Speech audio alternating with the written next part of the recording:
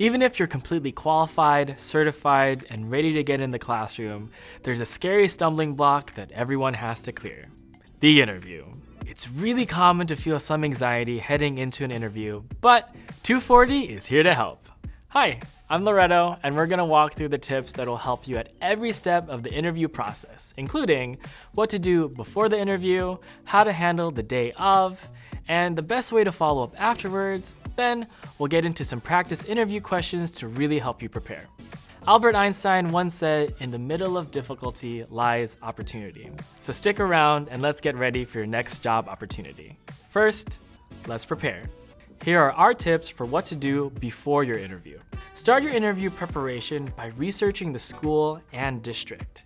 Take note of mission statements, programs offered to students, student demographics, and any specific curriculum used. Remember to check both the school or district website and their social media channels. Once you know a bit more about the school, you can then prep for actual interview questions. Reflect on any past teaching, tutoring, or student teaching experiences, noting specific examples that can be relevant for that school. Be sure to be able to answer, "What can you do to contribute to our school?" This is one question that is bound to come up. You want your responses to sound thoughtful and prepared, but not overly rehearsed. Let's fast forward to the day of your interview. Yeah, let's get into those tips. That day, you should give yourself plenty of time to get ready.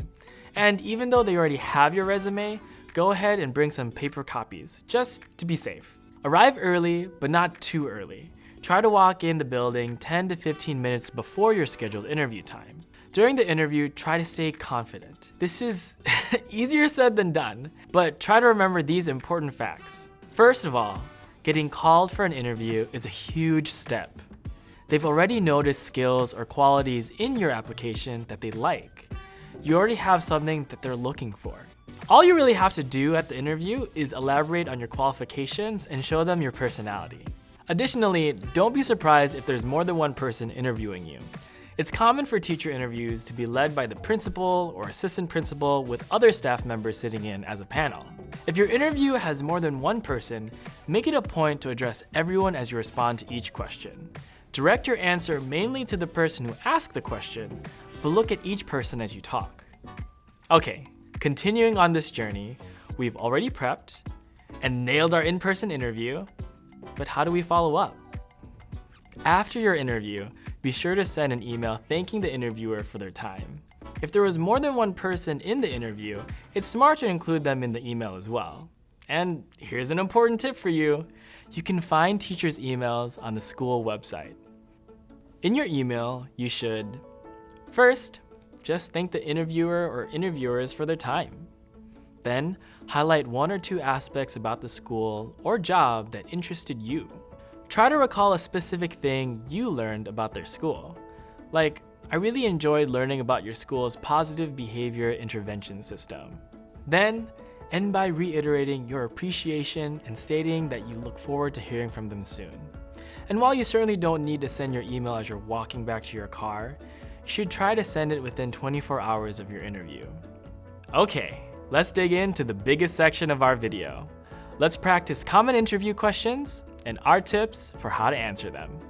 Knowing the types of questions you'll be asked can take a huge weight off your shoulders. In our experience, these are some of the most common questions asked during teacher interviews. To keep you from sounding too robotic, we provided general tips and talking points as opposed to specific answers to use. Remember, you want to sound genuine and prepared, but not too rehearsed. If you're new to teaching, some of the questions about past teaching experiences won't directly apply to you. Chances are your interviewer will acknowledge this and explain that it's okay to describe what you would do or to draw on an experience from your student teaching.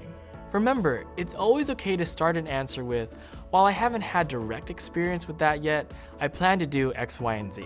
And on the off chance that you're asked a question that you aren't prepared for, it's okay to ask for a moment to think before you answer.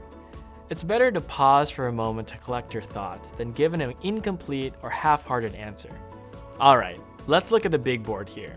We have a batch of 16 sweet questions that I'm excited to help you answer. We'll quickly go through all of them and stick around to the end because we have one final bonus question for you. Let's start with, Why did you decide to become a teacher? Chances are you've answered this question before in casual conversations with friends or family. Use that as a starting point, but be sure to include something that sets you apart from other candidates. Of course, you want to be a teacher to work with children and make a difference, but what specifically drew you to teaching? Adding a personal aspect to your answer can help you stand out from other applicants. Next question. What's your favorite part about teaching? This is another question where you want to avoid too many cliches. Everyone loves when students have a light bulb moment. While there's nothing wrong with this, you can put your own spin on it by going beyond the traditional answers. Do you love working with students with challenging behavior? Do you enjoy helping students develop their own personal passions? Maybe you love watching young children go from knowing a few sight words to reading short chapter books by the end of the year. No matter what your answer is, make sure it's centered around the students. What is your least favorite part about teaching? For this question, make sure your answer is honest and relatable, but not too negative. This is one of the few questions where you don't want to elaborate too much, as you could come off as complaining. A good framework to follow for this question is to share your least favorite part about teaching, explain why you dislike it, acknowledge that it needs to be done, and share how you find motivation for doing it. Describe your classroom management style. This question requires a lot of thought and planning to keep you from either drawing a blank or giving a long-winded, rambling answer. Technically speaking, there are 4 distinct classroom management styles: authoritarian, authoritative, permissive, and indulgent. You can mention one of these, but chances are your interviewer wants to know specific strategies and approaches that you plan to use in your classroom. Some points to think about when planning your answer include: how do you establish your classroom rules and expectations? Are your students involved in the process? What consequences are in place when rules are not followed? How do you teach procedures and enforce them throughout the year? What are some ways that you reward or reinforce positive behavior? What steps do you take to prevent behavior problems from arising? How do you incorporate technology in the classroom? Your response to this question will depend on the grade level you're interviewing for, so make sure you describe age-appropriate uses of technology. Technology is used in every grade level, so it's important for teachers to know how best to implement it. Technology should always be used to enhance a lesson, not as a replacement or a filler activity.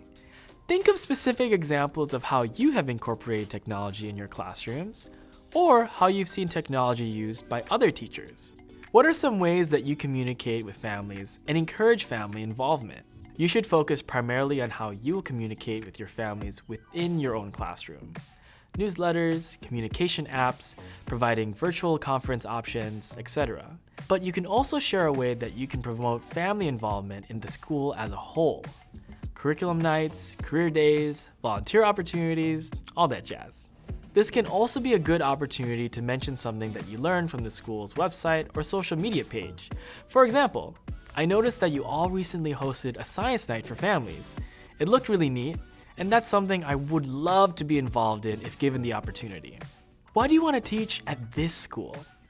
This is another great opportunity to use information from the research you've done on the school or district. Are you passionate about the discipline and behavior approach they use? Is there an innovative program at the school that you're interested in? Do you feel a connection to the community or school demographic? Plan to use specific examples rather than vague statements. Okay, here's a juicy one. Describe a student you've taught who's had behavior issues and how you've handled it. For this question, make sure you use neutral terms and facts. You don't want to sound as if you're complaining or have a negative feeling towards the student. Describe the behavior concern or specific situation, then discuss the action you took and how the issue was resolved. It's important to describe how you got to the root of the problem, rather than focusing on the punishment. For example, if you describe a student who repeatedly refused to participate, you should focus and discuss how you spoke privately with the student to find out why. Wrap up your answer by describing how your actions benefited the student. Note, it's okay to use an example where you sought help from an administrator or counselor as long as the support was warranted. It is appropriate and necessary sometimes, to seek additional support for a student with severe issues. Describe a difficult situation that you've had with a student's parent and how you've handled it. Like the previous question, you'll want to make sure that you're using neutral terms and sticking to the facts rather than venting about a parent. Having a scenario in mind where you feel certain that the issue was resolved in a positive manner. When asking this question, interviewers are looking for someone who can listen to the parent's concerns in a respectful manner, but stand firm in their position as the teacher, while finding a resolution to the problem. Describe a student you've taught who struggled with a specific topic or subject, and discuss how you address this. This is a great time to highlight your understanding of intervention strategies and differentiated instruction. Be specific in the strategies that you use to support the student. You'll also want to mention how you monitored and documented the student's progress. Differentiation, intervention, and progress monitoring are crucial in education, so make sure you have a strong response in mind for this question. How would your former team members or coworkers describe you? This is a bit of a twist on the traditional "what are your strengths" question. Think about some of your best qualities as a coworker, along with specific examples to support this. Plan to list 2 to 3 descriptive statements and provide examples for each one. How would your former students describe you? Obviously, you want to choose positive qualities to answer this question, but be sure the traits you list are also ones that a principal would like to see in their teachers. While your students may see you as friendly, a potential employer may worry that this means you lack authority. Approachable conveys a similar message, but in a more interview-friendly way. Similarly, you can replace fun with "has exciting lessons." A small change in phrasing can make a world of difference, while still being genuine in your answer. If I were to walk into your classroom on a typical day, what are some things I would see?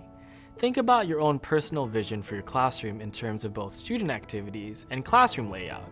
Will students work mostly independently or in groups?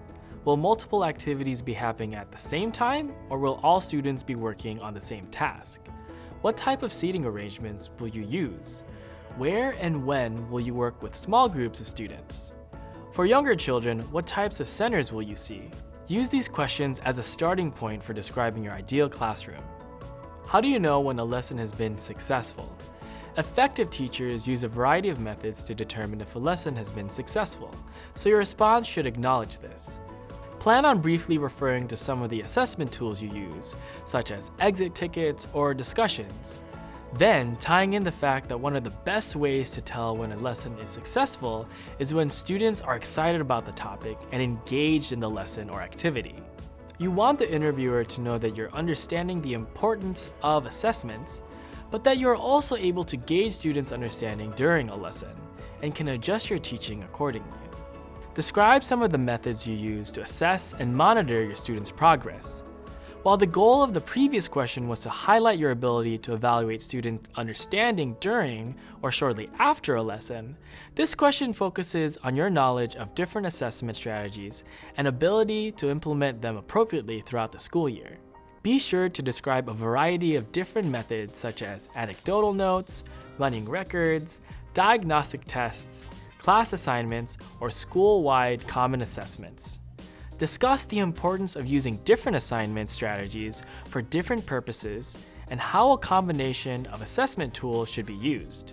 Final question: what can you contribute to our school? This is the opportunity to transition into what your contribution to the overall school culture would be. How would your presence on the teaching staff positively affect the staff culture? What will you bring to the table as a coworker? This is a critical question and the perfect chance for you to help interviewers actually envision you at their school. Think specifically about how you will be beneficial to the staff.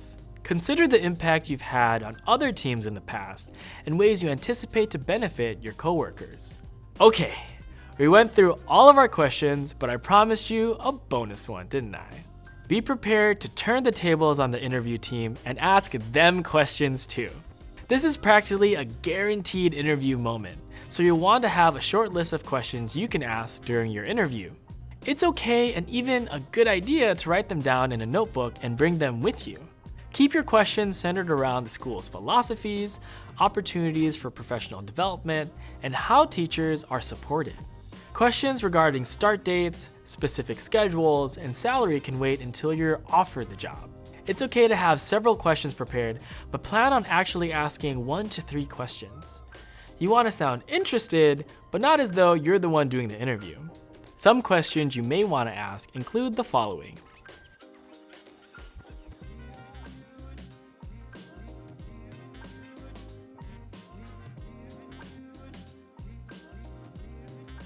You may have found that all your questions were answered throughout the interview. If this is the case, simply explain that, well, I was going to ask you about A, B, and C, but you already explained it. This shows that you were prepared with questions, but that you were also listening engaged during the interview. And that's everything! With these tips in your back pocket, you'll nail the interview. Your job at that point will be to relax and get ready to jump into the new classroom.